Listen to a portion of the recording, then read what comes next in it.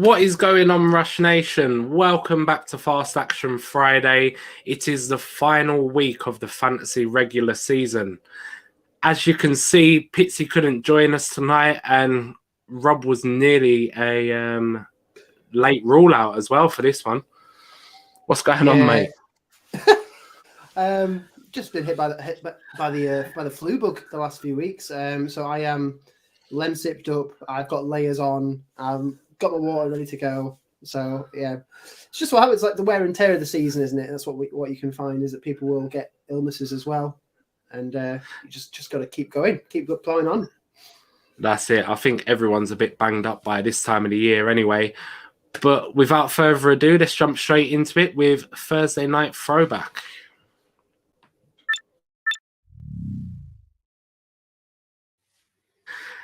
It was the Raiders against the Rams last night, and it was the Rams that came out victorious it was a Baker Mayfield-led Rams, wasn't it, for the most part?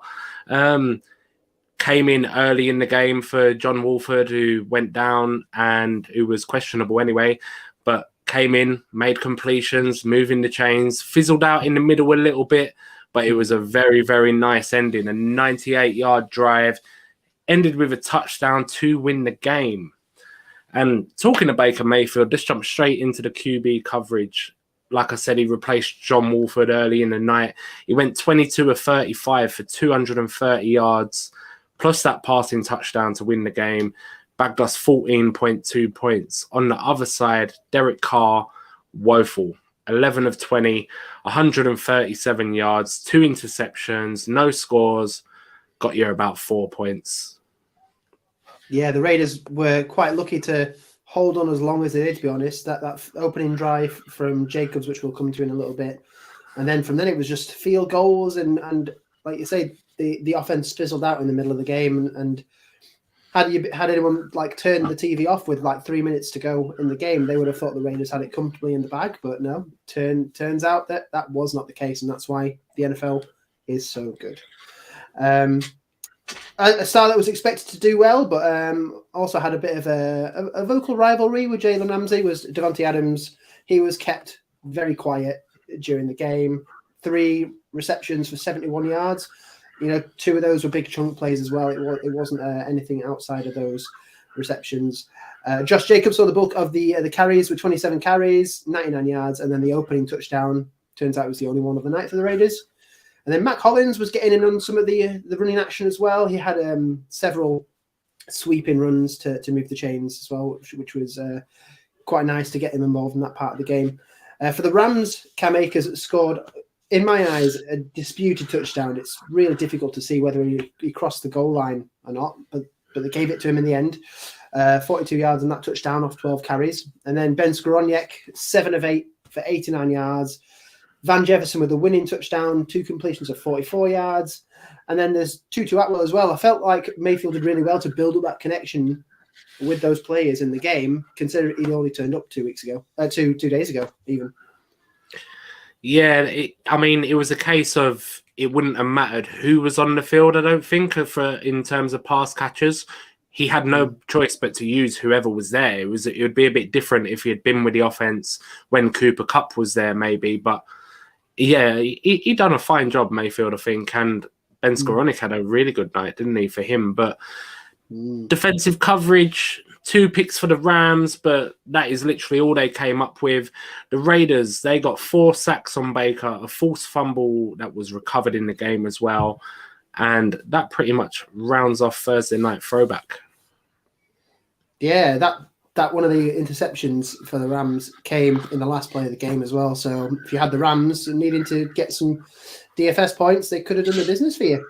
But we'll move on to the injury report. So a quick recap of the Thursday night injuries. Josh Jacobs came into this game as questionable with some leg-based injuries and actually went off several times, was questionable to return. One of them was happened midway during the game, had a fumble, which turned out to be down by contact, but he came up holding his wrist or his hand, but then came back onto the field later on. So that's something that we will need to watch out for. Quarterback injuries, there were quite a few last week that popped up in some games. Lamar Jackson, for example, went off last week with a knee injury against the Broncos, and he hasn't practiced this week.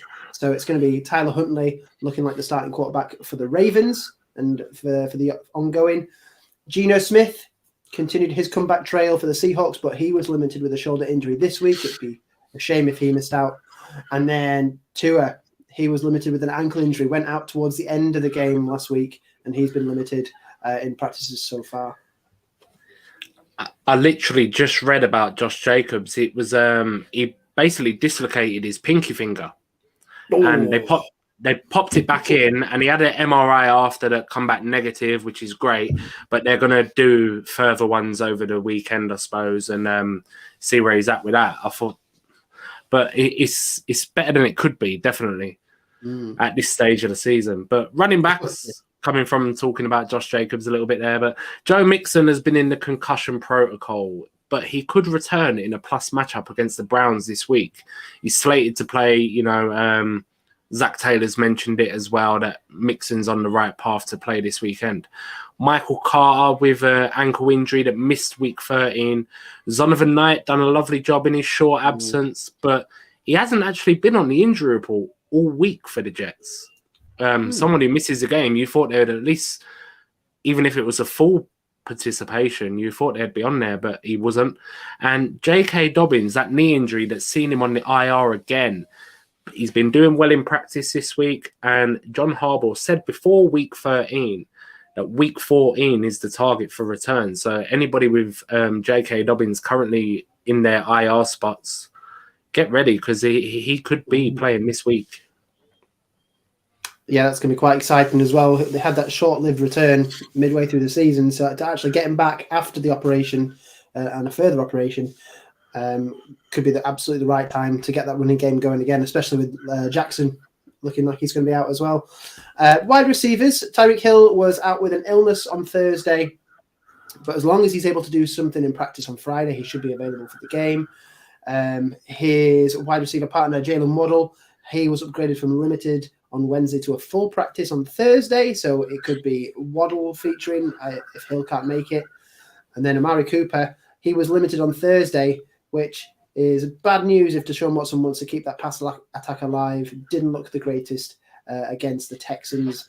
And then finally, T. Higgins was listed as a limited participant on Thursday as well with a hamstring injury. We know about these hamstring injuries. They have been the plague of players not getting as much time as fantasy rosters would like. Yeah, absolutely. I feel like T. Higgins has been on the injury report for the Bengals most of the year, but he's just kind of got through it every week. They rest him just enough, and he's kind of ready for the weekend. But moving on to tight ends, David Njoku. Now, he's missed 3 games this year, but none consecutively. So week 8, week 10, and week 13, because he missed last week again. But it's a different knee injury this time. He has been practicing this week. So that's a great sign for the weekend. And he's a plug-and-play tight end one, I think. Even more so if Amari Cooper misses time, I reckon. But the other one, Hayden Hurst with a calf injury, injured last week against the Chiefs. Zach Taylor says he is doubtful for Sunday. So I'd make some other kind of plans if you're rostering Hayden Hurst. Absolutely. One of Pitsy's boys is Hayden Hurst. Right. We shall move on to weak points. After having no buys in week 12, which was lovely, to only a couple last week, it is bye-mageddon again. Sorry for that phrase that is ridiculously overused, but we got the New Orleans Saints, the Atlanta Falcons, the Washington Commanders, the Indianapolis Colts, the Green Bay Packers, and the Chicago Bears, all on a bye this week. So we do drop that in at the start of week points, but it is a minefield. So I hope you've been hot on those waiver wires this week. But the weakest against quarterbacks anyway, it is still the Lions. It's come down a bit, about 0.7, 23.9 points per game.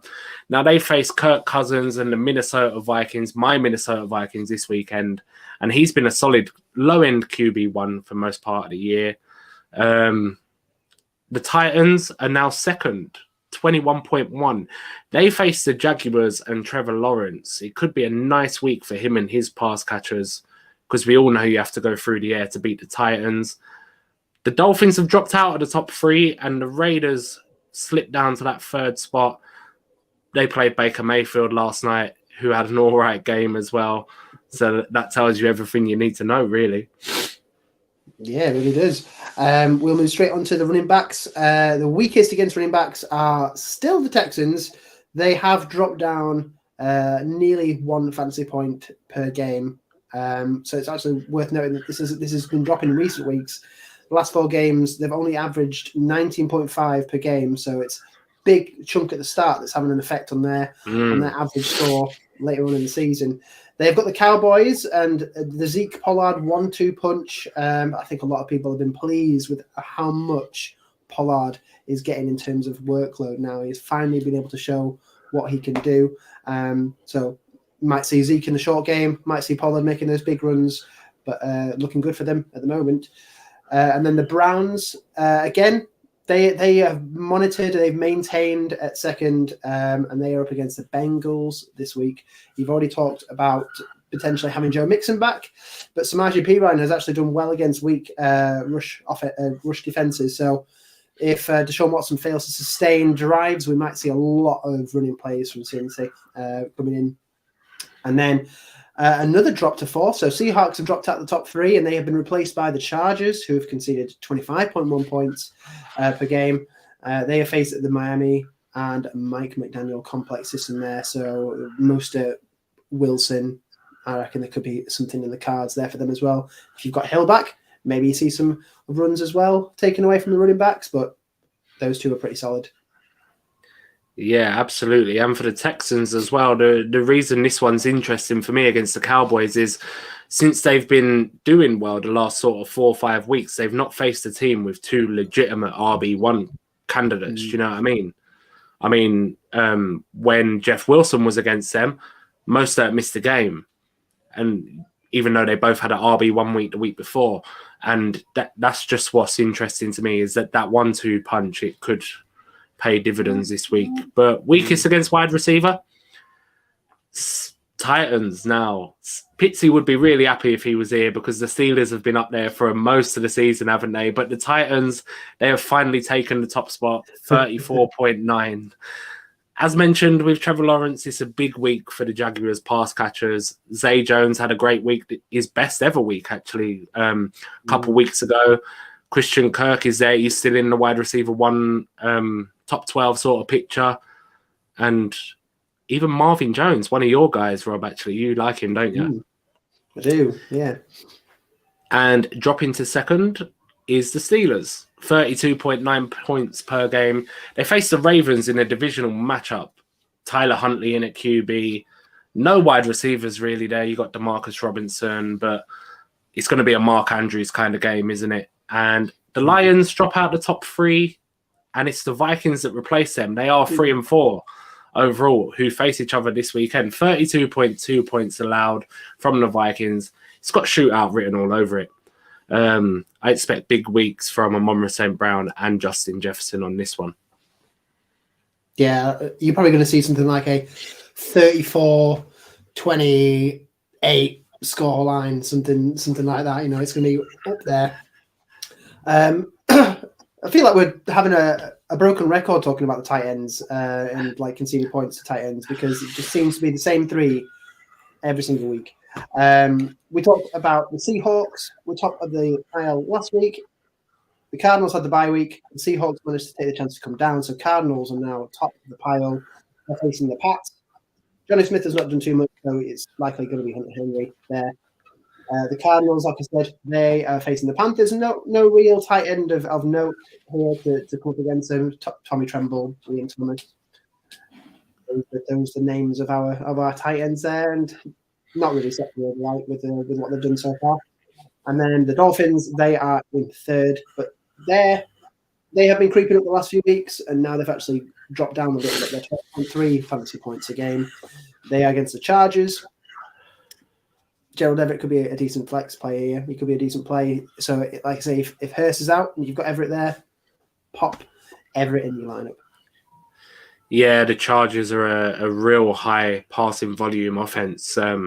Herbert's got the second most pass attempts in the league behind Tom Brady, and Everett could be a good play, especially with all the guys back. He could be someone single coverage or man coverage, and could be decent. But let's move on to flex of the week.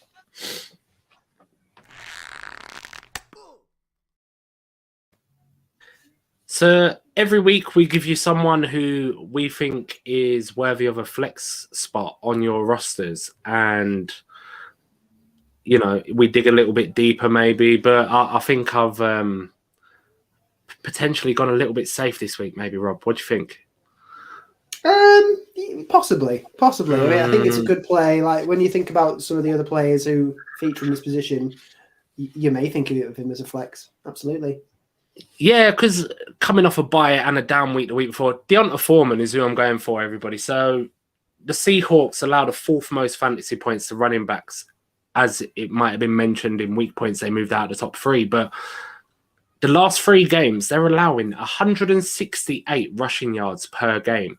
We all know Deonta Foreman loves to get it done on the ground. He doesn't really have that pass-catching upside. They're also allowing an average of 32 carries per game. That is stupidly high volume over them last 3. Foreman is a pure workhorse. He will get it done on the ground this week, and I don't see Seattle being able to stop him. No, he's a powerful back, isn't he? He was definitely a foil to Christian McCaffrey when he was there. He was the power back, very much like Derrick Henry. And if the Seahawks can't stop him, then this could be really good for the play script for that game as well.